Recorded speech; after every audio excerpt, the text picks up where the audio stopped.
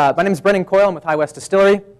I'm the production guy for High West Distillery. I run the operations for fermentation, distillation, blending. We have many guys on staff that have many different jobs, but I basically oversee the fermentation and distillation operations primarily. My background on me real quick is I'm kind of a tech guy background. I have a master's in brewing and distilling sciences from Heriot-Watt, which is essentially a blend of chemical engineering and microbiology, which is really the two biggest disciplines you need to craft a great whiskey in this industry. So let's get started here. So art or science, which is it? Oh. Absolutely both. Does one win out more than the other? You need it both. You can't put too much weight on one or the other. You really need them both, for sure.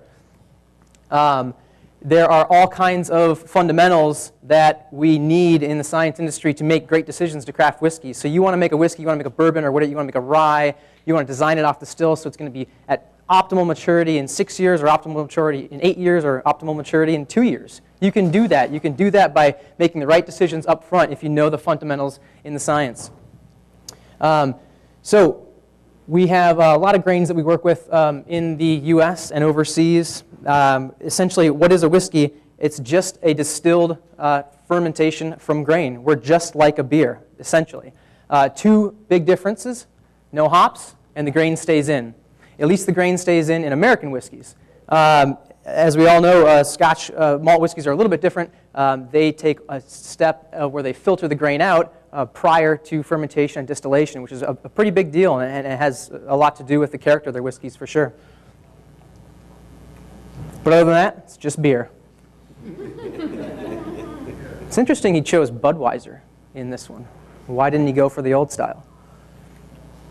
So, making whiskey. How do we do this? Let's go through a quick step-by-step how we do this. I'll run through these 4 items real quick and then go into more detail and explain it a little bit. First, we mill the grain.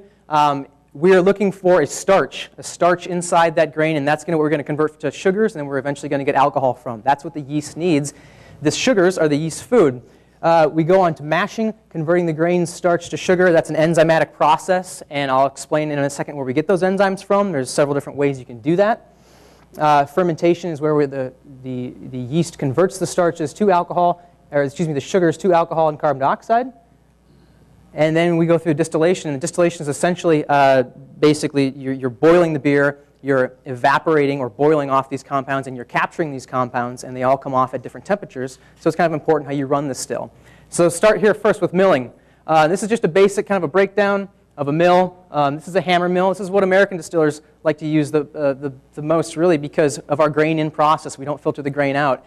Essentially, it's an impact mill. It just beats the heck out of the grain inside this grinding chamber, and the whole point of milling is to expose that starch so we can have access to it. If we mill the grain too little, then we're not exposing the starch enough and we're being inefficient and we're wasting our grain. If we mill it too fine, you then run the risk of scorching the grain because you get a lot of heat that happens in these milling chambers. You generate quite a bit of heat in the milling process. So it's a kind of a fine line there. And one really quick point too, we control that particle size right down here by the bottom screen. That screen has perforations in it, and so it'll beat the grain up inside the grinding chamber until it's big enough to come out, or excuse me, small enough to come out of that screen. So we change screens, we then change our mill size. So what is mashing? Mashing is this enzymatic process that I spoke about before. This is a starch chain, and this is a very short starch chain. These starch chains can be 20, 30 sugars long. They can be as long as several hundred long. It essentially looks like a very long branch chain of seaweed. You have one very long branch and then another branch coming off on this side and further more branches off of that. So it's a very long, complex setup, but we essentially use enzymes, which are proteins, and the enzymes basically munch off these sugars and break them off into 1, 2, and 3 sugars long. Different yeasts ferment things differently, and they can eat some types of sugars and not all types of sugars. So it's important what kind of sugars we make. The best thing to do is make a whole bunch of small ones because the yeast likes just single glucose units on its own, but we can't really do that. It's a little bit harder to break everything up completely. I'll explain why here in a little bit.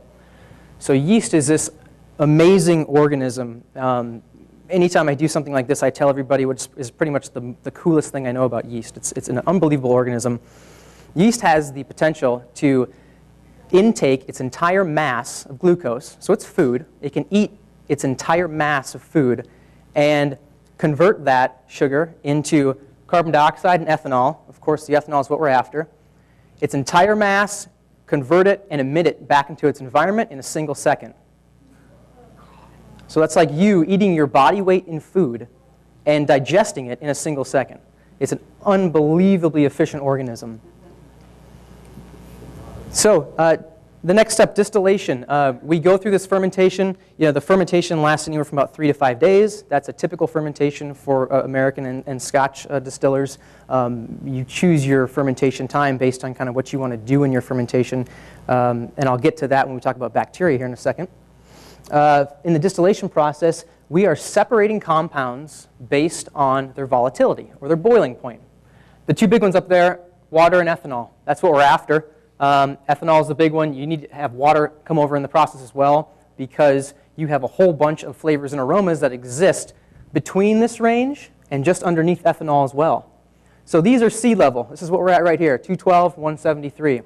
199 and 160, this is where I'm at. I'm at 7,000 feet elevation in Park City, Utah.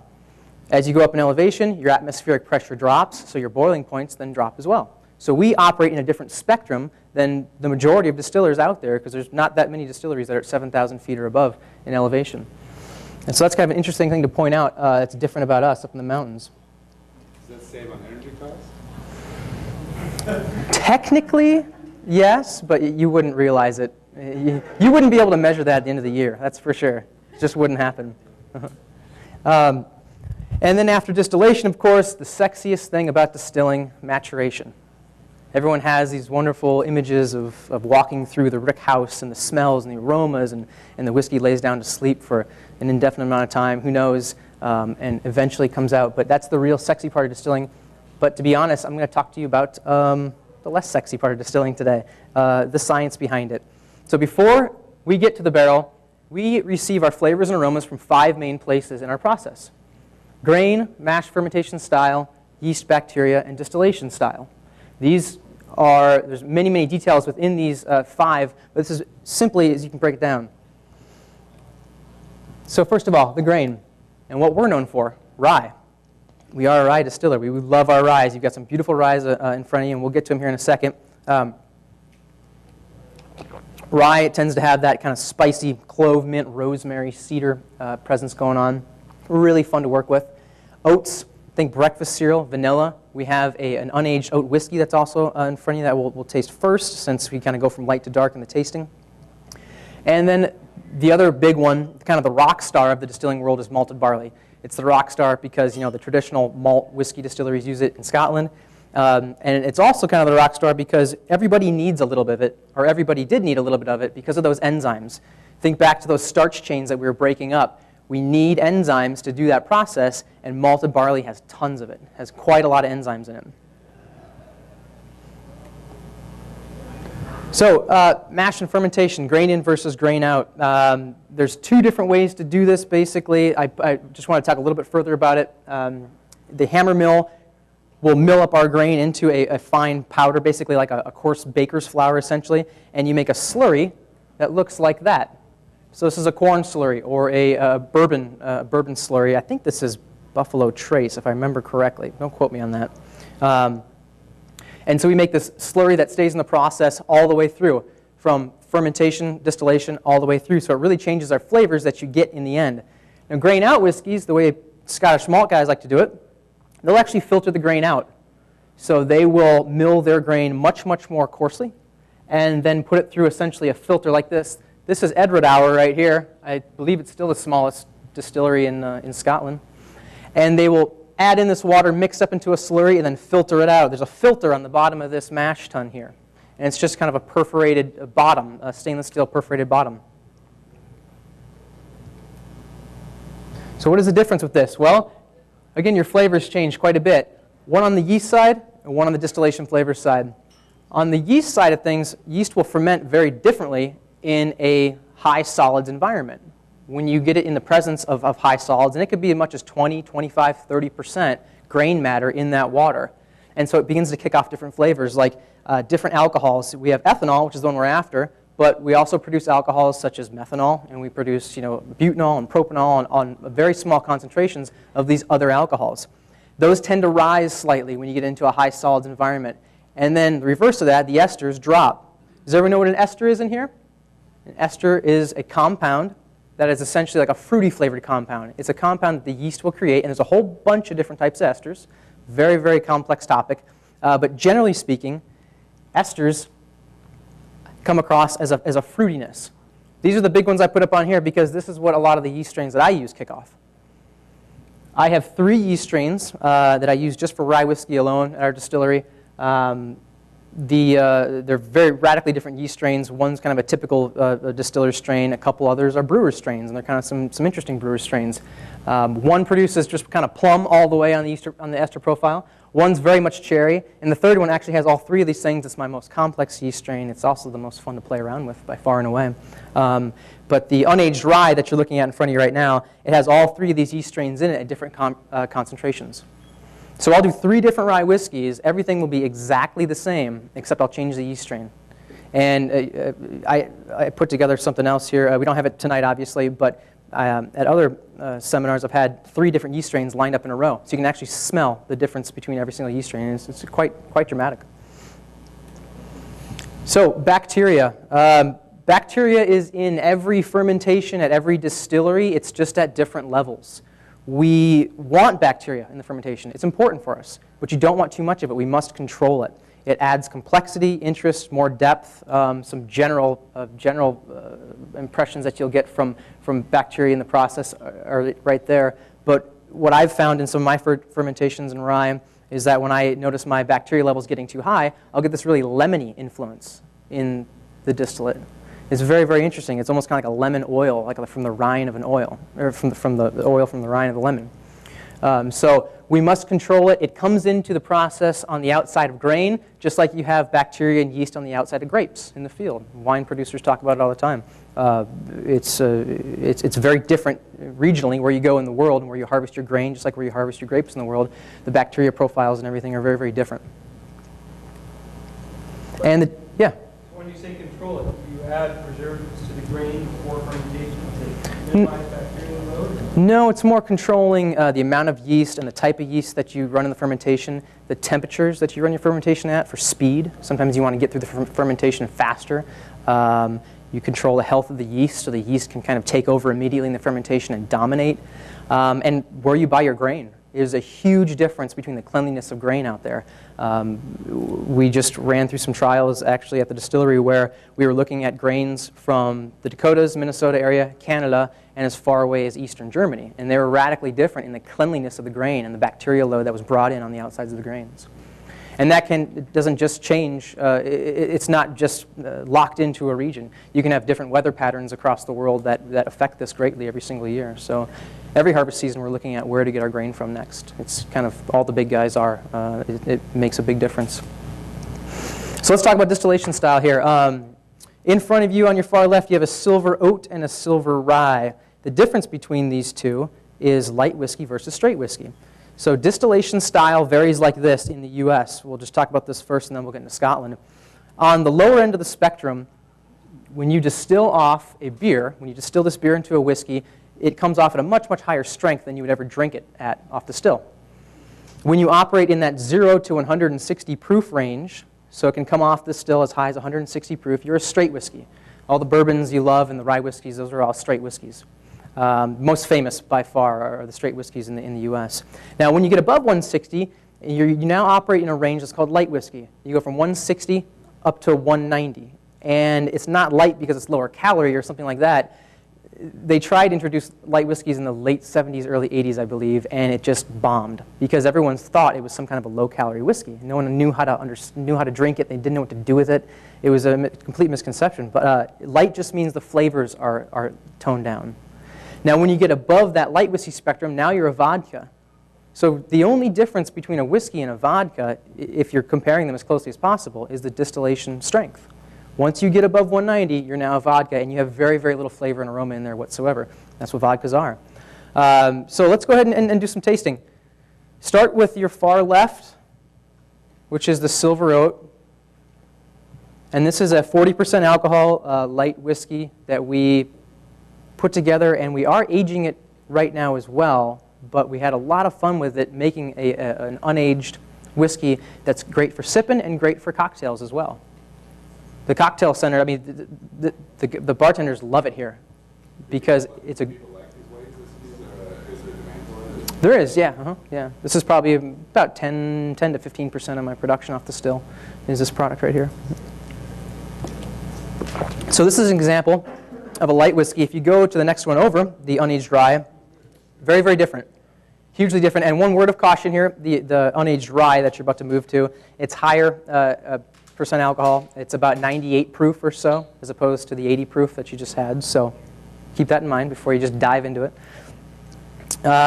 Now this is a straight whiskey, and it's a very, very intense, very, very aromatic straight whiskey. This is an example of the type of stuff I'm putting away to age right now. As I mentioned earlier, it's a blend of the 3 different yeast strains. However, I'm putting the 3 different yeast strains away individually. They're not pre-blended before they get aged in maturation. And the reason why I do this is because a lot of things change during maturation, and we want to do the blending later on. It's important to do that. So what does everyone think? It is powerful. It is powerful. We made this one for whiskey geeks, just guys who just can't get enough weird stuff in the whiskey world. Absolutely. But yes, definitely the silver oat, the more approachable of the two. That's why a light whiskey makes a very, very good unaged whiskey. So at least in wine fermentations, the esters are gone in like 6 to 9 months. In whiskey fermentations, are there esters that survive longer than that, or are there different chemicals that make the yeast strains have different? Well, you have a very, very short fermentation time and maturation time of the beer, not the finished product whiskey now, but the fermentation time. Going from a mash to distilling it, you have a very, very short amount of time. So most of all the esters you create in fermentation, you're capturing those in the distillation. And so it's really, with wine you have this longer aging period, and a lot of more very complex reactions happen with those esters as it sits in the barrel. But since we're distilling it off so quickly, most of them come over. Yeah. Okay, so on to the distillation profiles. Just real quick, I'm not waste too much time on the graph here, but just to show it visually, we're operating up in that 180 proof range with the silver oat, and down the 160 proof range with the straight rye. Steeper drop off on the light oat curve, because essentially we're operating in such a high level for so long, we take most of the ethanol out of the distillation, out of the beer, excuse me, and by the end we drop off very, very quickly.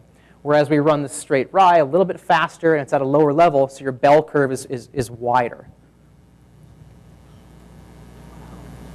A couple quick ones on the oat and the rye. I'll kind of cruise through that since we're running a little short on time. Okay, more on distillation style. Cut points. We all have heard about cut points. What do you guys know about cut points? There's 2 cut points in every distillation, which breaks the distillation up into 3 distinct parts. You have your heads, you have your spirit, and you have your tails cut. They're different with most different distilleries. It's really a distiller's opportunity to put his signature on the spirit where you decide to do your cut points. It can change the product drastically, especially when it's matured 2, 4, 6 years down the road coming out of oak. So what's in the heads? Why do we cut it out? Why don't we want it? Number 1, flavor and aroma. Number 2, safety. There is a little bit of methanol in there. Not much, just a little bit. But it's a bigger problem with the brandy guys. Fruit fermentations produce more methanol than grain fermentations do usually, so it's a bigger deal with them. But it's still in grain whiskeys as well. So we cut that out for safety, get the methanol out of there. And the 2 big ones that I have up here, acetone and acetaldehyde. What's acetone? Lady. Yep. And acetaldehyde. Do you know what acetaldehyde is? A little less known. Think green apple skins. Like a Granny Smith, like a really tart green apple skins. Very nice at low concentrations, and I mean really low concentrations, but once your acetaldehyde gets out of control, you really get that kind of sharp tartness in there that we want to take out. So heads cut's usually pretty small. The tails cut is much, much bigger. So the heads cut, you're talking, you're only about 5 or 10% of the distillation, or even less sometimes for the heads. So now the goods, the spirit, the wonderful fruits, the grain, the spice, everything we want in there. And back to our what we were talking about, the different boiling points of the molecules. Obviously, ethanol and water is the big one, so what you're going to have in your spirit cut is going to be very near those temperatures of ethanol and water and all cut up in between. You cut by taste or temperature? It's a great question. We cut by taste first, but then after that, you have to verify it to make sure, once again, food safety, we are creating a food product here, you need to verify that cut point with a GC analysis, and that just stands for gas chromatography. It's just a really fancy way to measure molecules on a very accurate level.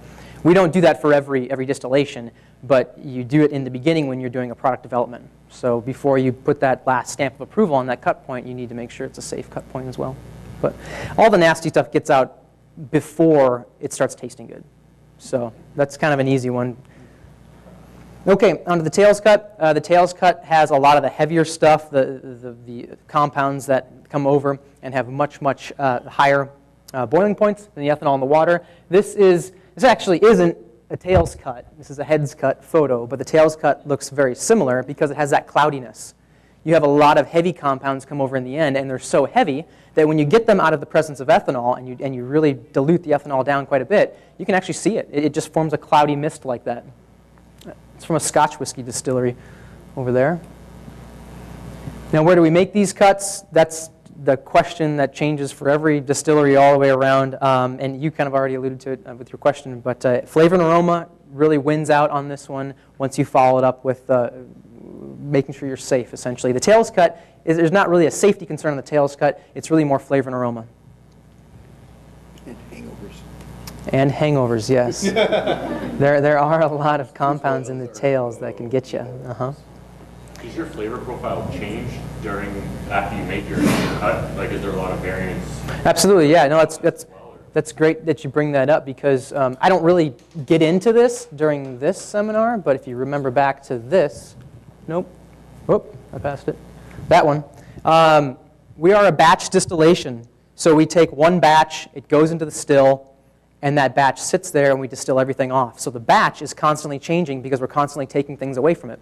Whereas a continuous column still, which is how most of the ryes and bourbons are made in this country, that's a continuous output, continuous input. So they're slowly feeding this beer into this column, and they're slowly taking off the product in the end. So you have a continuous composition going in and coming out.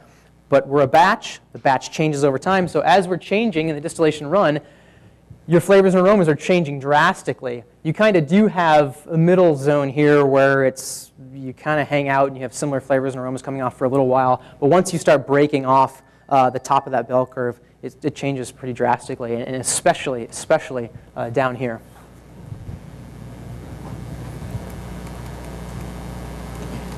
Okay, and aging spirits. Let's get into that just real quick here. So, why do we age spirits? The four things that happen: flavor and aroma, sweetness, and color. A lot of sugar comes from the barrel. I mean, you've had plenty of whiskeys, I'm sure, that are very, very sweet. You know, bourbons are one of them for a good reason. How long do we age it for? That, again, is up to what you want to create. The longer you go, the more dark, sweet, and chewy you get. Vanilla and caramel is huge because vanilla and caramel comes from the barrel as well. We have compounds in the wood that have that impression of the vanilla and the caramel in the end product. Young whiskeys are very spirit forward. The silver oat that you tried first, we're aging that one right now. So we're aging a light whiskey, so it's going to receive a lot less age. You can't take a light whiskey, well, you can. You can take a light whiskey and you age it for 20 years or 15 or 10 years. You're going to have a very, very maturation forward product. You're not really going to get any impression of what that spirit once was. It was almost kind of like aging vodka, essentially. So what we're looking for on this particular product is something more in that kind of 3 to 4 year range. And it seems to kind of hit optimum maturity where you have a nice balance between spirit and maturation character. It's going to hit the market the second half of 2014 about. So we're about a year away. We did do one really small release with it, but the permanent release is coming in 2014. Yeah. One thing I was going to mention, so the really hardcore bourbon guys over there in Kentucky, they always talk about the perfect bourbon being in that kind of 6-year-old to 8-year-old range. And once it gets beyond 8-year-old, I say, well, it's too old. It's just too much maturation character, because they really look for that kind of balance so they can taste the esters and taste the real corn sweetness of the distillate. So it really matters who you talk to. It's very much personal preference. I know people that really only drink super aged, woody, chewy, sugary. They're good. They're very, very good. They're like dessert drinks almost. So it all depends on who you talk to. So how do we get those flavors in the aging? We get it by charring the wood that the whiskey sleeps in. The wine guys, they operate right over here. They operate in that 1 to 2, kind of 3 range. You char the inside of the barrel to a certain level, and eventually when you get to the level that most of the spirits guys like to age stuff in, you're in this kind of 6, 5, and 6 range over here. We call this like an alligator char, or a number 3 or a number 4 char. And what you're doing is you're liberating all kinds of sugars and flavors and aromatics out of that wood, and you're also creating a very mild kind of a filter. The charcoal will take certain undesirables out of that spirit. You'll have sulfurs that will evaporate out of the cask, and you'll have some bigger, heavier compounds that'll get caught up in the charcoal and basically locked in. So it's kind of like the world's first charcoal filter at a very, very, very slow rate. But yeah, the wine guys like to not really char. They're more in this kind of toasting area over here. So a bit on maturation chemistry. Going back with the char, you have 2 things that are going on. If you can just simplify it as much as possible, you have 2 things that are going on in maturation chemistry, and that's extraction and reaction. And the reaction is redox reactions. I won't get too heavy into it, but the extraction pulls the flavors and the sugars and the aromas out of the wood, so now it's inside the whiskey. The redox reactions are a very, very complex set of reactions. You need things like oxygen and things that will donate parts of its element to that whiskey and then the other flavors that are extracted out of the barrel, and they go through very complex interactions and they change into something that are beautiful. That's why very old whiskeys are also very, very complex, because there's a lot of different types of chemicals in there. So let's get on to some aged whiskeys. Next up, right down the middle to you, is the double rye and the rendezvous rye. As everyone here probably already knows, we're a blending house. We take our component whiskeys and we do different blends on them because we think that you can create something that's better than some of its parts by blending. Do you get that amazing, awesome, one-of-a-kind barrel that has everything in it that you could ever want? Absolutely, you do. They call them honey barrels in the industry, but honey barrels don't come along all that often. And so you can't really build a business off honey barrels. What you can do, though, is you can incorporate those honey barrels into a blending program, because just because it doesn't have everything that's going on in there that you would ever want, it has very, very specific angles that you can take in the blending process. Rye is a really good point, because rye is a spicy whiskey, so it's fun to kind of mess around with blends that have a very high spice profile to them and a sweet profile. So the double rye is a blend of 2-year-old and 16-year-old rye whiskey. The 2-year-old rye whiskey shows off the spirit, shows off the spiciness of the distillate. The 16-year-old whiskey's in there to smooth out the rough edges and kind of harmonize it and bring it all together. Bring in the sugars a little bit more. So obviously the majority of the blend is 2-year-old whiskey. The minority is 16-year-old. So a question on the redox. How are you leaving headspace in the barrels? Like, how are you getting oxygen? No, that happens naturally, because you basically fill the barrel right to the top, you top it off, and the oxygen will come in through the wood staves. How much do you lose over time there? It varies quite a bit, but from Scotland to Kentucky and Tennessee and to Utah, for that matter, you'll see anything from 2% up to as much as 8% loss per year. So it's quite a bit. You're constantly losing money as it's sitting there getting much better and much better. That's why really old whiskeys are very, very, very, very expensive. It's just mainly because it's mostly wasted away. The investment you put into it in the beginning is mostly gone, unfortunately. So onto the whiskeys. What do you think about the double rye? Who's a spice fanatic here? Excellent. Yeah. Mixes really well in some classic cocktails. You know, if you do a rye Manhattan with this, it's really, really lovely. But we wanted it to be a sipper on its own as well. Now the rendezvous rye is similar to the double rye in kind of you have a big range of ages in it. But now the rendezvous rye is a 6-year-old and a 16-year-old. So as you move to the rendezvous rye, you're going to see the richness increase, and the spiciness is going to mellow out a little bit. Now it's still a very spicy whiskey because we have some pretty high content rye in there, but the richness will increase and you'll have some more complexities going on.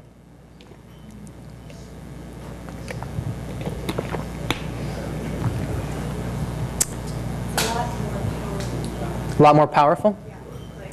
Flavor-wise? Yeah, yeah. Wait to the last one.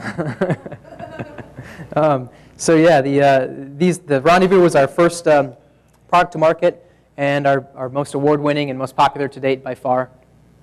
That one put us on the map, I'd say. 95-point whiskey in Malt Advocate. So I mentioned it a little bit before, but why do we blend? We blend because we want those beautiful complexities in that whiskey. Balance goes up and complexity goes up. That's when you know you've really gotten your blend down just the way you like it. It's creating something that you really couldn't create with just a single barrel release, or at least not very much of. Okay, so what's possible? With blending, we've really only scratched the surface. There's a lot of tradition in the whiskey industry, and there hasn't been a whole lot of crazy experimentation over the years. That's just changing right now with the craft distillers in the market, with us, and it's really getting kind of shook up quite a bit, and I think for the better. This is Campfire. It's actually going to be your last one in the line. And this is a blend of rye, bourbon, and a peated Scotch whiskey. I can't... We are allowed to do that. I think we pissed some Scots off, too, when we did it. But most of them took it pretty well. Simon, who was just in here, he presented just before me on Lefroy, and he said, no, I wasn't upset. We really like it. I said, good. So yes, obviously, we tried to, once again, keep all components shining through on this one. The bourbon's the majority, the rye's in the middle, and there's not very much peated Scotch whiskey in there because, as we probably all know, the peat can dominate very, very quickly. When we got down to putting this together, literally in the end, we were changing 0.5%, 1/4% here and there, and it was making all the difference in the world. So, unfortunately, I'm not allowed to say. We're under contract. You know, I think we've only got 1 or 2 whiskeys like that now where we can't talk about it, but we signed on the dotted line. So, so there's some stats on the Campfire: a 6-year, 6-year, and 8-year. Yeah, it might help a little bit to figure out where it's from. I see the answer to my question. Yeah, we can't talk about that one. Let's move on to the APR. APR stands for American Prairie Reserve. It is, everyone was telling us, you got to bring out a bourbon. You got to bring out a bourbon. And so we put together a blend of 2 straight bourbons, 6 and a 10-year-old. This actually has 10% of the proceeds going to the American Prairie Reserve up in Montana. If you know what that is, it's the largest land trust, I believe, in the United States. Something like 20,000 acres, I believe it was. It's a huge, huge piece of land. So it's something we wanted to do to kind of help. We're a very Western company. We love the Western United States. We love the Western mountains, and so that was something we could do to kind of throw back and help out a little bit to preserve what we love.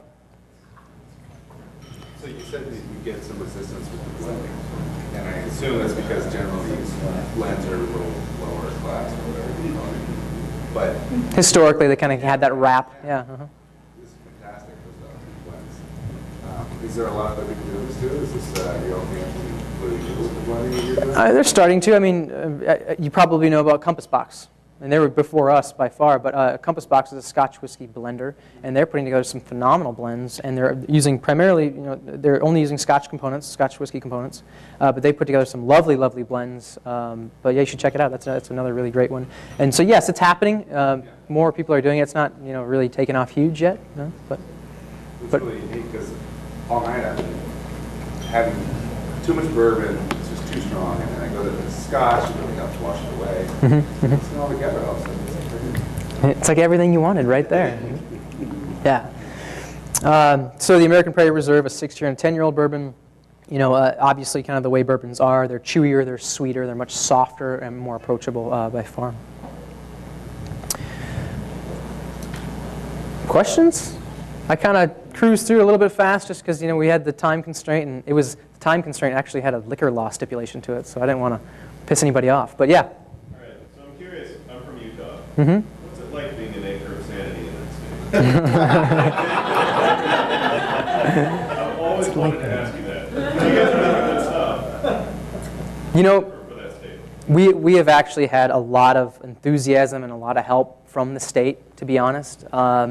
We're a big tourism state, and so what's good for tourism is good for Utah, and we're good for tourism. We have a nice little place in Park City to come visit, right at the base of the ski hill. So they've actually been quite helpful with us. We've changed some laws. We had to change some laws to do business the way we wanted to do business. Are there That's true, yeah, we do have a spot in the airport. Are there tours of the distillery? There are, yeah. Regular entertainment. The question is, are there tours of the distillery? There are. The tours go on 3 times a day. I believe it's 2 o'clock, 3 o'clock, and 4:30 or something like that during the week.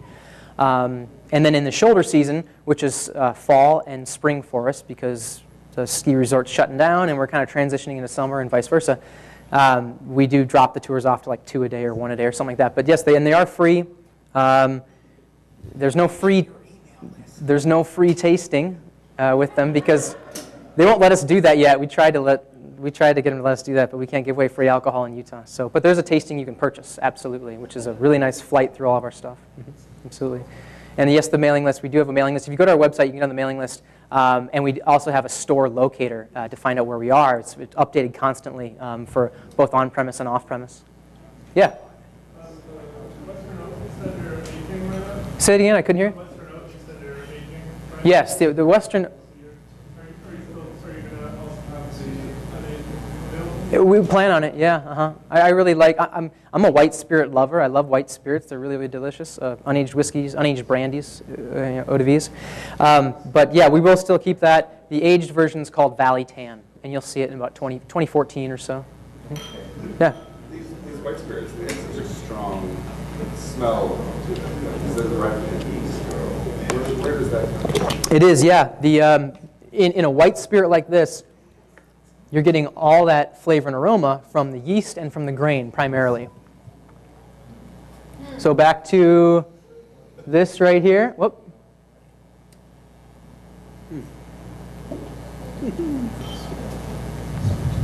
Your grain, your mash and fermentation style, your yeast, your bacteria, your distillation, those components make up the white whiskey to a T. I mean, those are your 5 main components that they come from. Yeast is huge. It's probably the biggest secret in the industry. I'll tell you what grain I use. I'll tell you what the percentages of the grains are in there. I'll tell you most of this stuff, but I will never tell my yeast strain because that's really, really important. It's like that last signature on the spirit. Yeah. Mm-hmm. It reminds me of the Western note. Reminds me a lot of sake. Just in the nose. Is that? That's other people have said that. Yeah, other people have said tequila. Some people say that as well, white tequila. So we get that sometimes. Yeah, it's just similarities in, I guess it could be yeast strain based with the oats. Oats are really interesting to work with in distillation. They have some really, really interesting flavors. Not a lot of people are using oats right now. I love them. Yeah. What does a bourbon have to have grain-wise to be called bourbon? A bourbon needs to be 51% or more corn. So you have to have primarily corn in there. You have to be aged, it's a straight distillation as well, it's not a light distillation. And you have to be aged a minimum of 2 years in fresh, new charred oak barrels. So we can't reuse our barrels in the United States. Scotland gets all of our barrels. They love us for that. So you're free to use any other grains, as long as you have 51% corn, you can, the rest of it? Correct, yeah. As long as you don't go above 80% corn. If you go above 80% corn, now you're a corn whiskey and you're not a bourbon. So it's between 51 and 80%? 51 and 80, yep. Yeah, if you get up to 80 or above, you're a corn whiskey. Yeah. Jack Daniels. They're Tennessee whiskey. And really the difference between, that's more just you have to be made in Tennessee. That actually does have a geographic stipulation to it. Yes. For Tennessee whiskey. What distillery? It doesn't, no. It originated from Bourbon County, but it does not have, I can make a bourbon, we plan on it, I can make a bourbon in Utah, and there's a lot of other bourbons that are made outside of the area. So that one doesn't. Scotch whiskeys do, you have to be in Scotland to be a Scotch whiskey. What distillery gets your barrels? We sell our barrels to a lot of different places. Actually, the biggest outlet for our barrels are brewers. A lot of barrel-aged beers out there. And we buy really, really high-end barrels. So we ship our barrels out to, I don't know if I'm even, I guess I'm probably allowed to say most of them. You know, Lagunitas takes a lot of our barrels. Firestone, Walker's taken a bunch of our barrels. Kind of everywhere. Yeah. With concern to the history of the company, you guys started out just as blenders, right? And the distilling part came later? We started distilling at the same time, basically, as we started our blending operations. So that's a really good point. There's a lot of rumors floating around out there about us that we only do these blending operations and we bring in whiskeys from out of state and that's all we do. It's not really true. I run the still 7 days a week. I have 3 full-time distillers. I'm putting away over 130 barrels of whiskey this year, and I'd double that if I could. So we're in production for a new facility right now. Our whiskey's just not ready yet. It's ready when it's ready. If you rush it and come to market with the product that doesn't fit your goals. Yeah, oh my God, we have to start selling this. Yeah, it's nice to have some really nice blending stocks to work with. But we definitely plan on bringing our own whiskeys into our blends. And for that reason, I'm putting together whiskeys that are incredibly different than what we're buying from out of state. Very, very different flavor profiles because I don't want to make what they're making. We need to have our own signature stuff so we can do even more complex and different wild blends. Yeah. It is on the market, yeah. And if you go to our website, the interactive map, you can find exactly what's closest to you. We try to keep that really updated. Yeah. And we're available at Cask. You make maps? Come talk to me after this. We'll team up. Well, thank you. Any more questions? Is there a big difference when you turn to the rick house for you guys compared to obviously warmer climates or? There are, yeah. Like a 6-year from you is obviously a lot different. It does, yeah. Yeah. The question was, what's the difference in the rick houses and like where our stuff is getting aged right now and what we plan on kind of building and where we plan on aging our whiskeys. It's a really big topic from temperature to humidity to everything. It's a really big topic. But yeah, ours will be aging a little bit differently than how it's aging right now out east. We might temperature control our warehouses. Usually when you heat up the warehouses, it helps certain reactions quite a bit. You don't need to do winter time? Or? Currently, we do heat our warehouses at winter time, but we want to keep them very, very hot. I mean, it's kind of cold in there, but it's not like below freezing, that's for sure. So we just mildly control them. It's pretty expensive to pump those places full of heat, but we're looking at possibly doing that for our new place. We're building a new distillery that's just outside of Park City, about 10-15 miles out of Park City, and that'll have the majority of our production going on. Mm-hmm. So you get a lot of tourists. We do, yeah. Yeah, we see Park City's a huge ski town, so we see so many a year to come through that place. It's great because we can invite them in. We have a full restaurant and a bar there and everything, and you can eat right next to the still. I mean, it's entertainment. And entertainment. We do have live music. Yeah. Mm-hmm. Yeah. Well, thank you so much. If you have any further questions, you can stop by and talk to me after this. Yeah, I'll be here. Cheers.